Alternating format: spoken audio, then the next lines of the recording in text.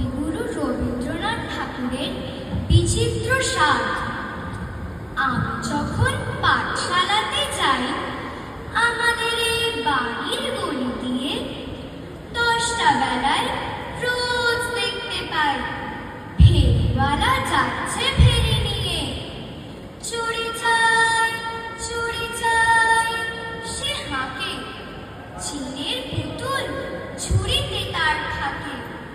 যায় সে চলে যে পথে তার খুশি, যখন খুশি খায় সে বাড়ি গিয়ে। 10টা বাজে, 10:30 বাজে, নাইকো তারা, হয় বা কাছে দেরি। ইচ্ছে করে সেলেম ফেলে দিয়ে অমনি করে বেড়াই নিয়ে ফেরি।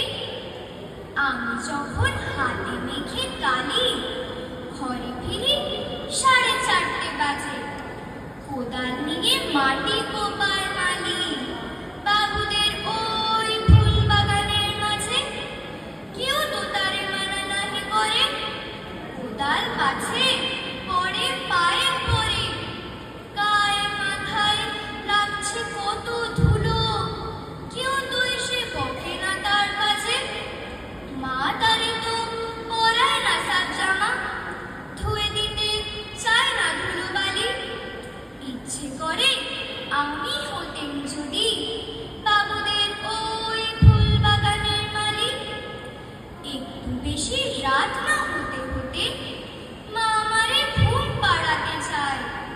জানলা দিয়ে দেখি যে পথে পাগড়ি পরে পাহারাওয়ালা যায়। আধার গলি, লোক বেশি না চলে, গ্যাসের আলো মিটমিটিয়ে জ্বলে।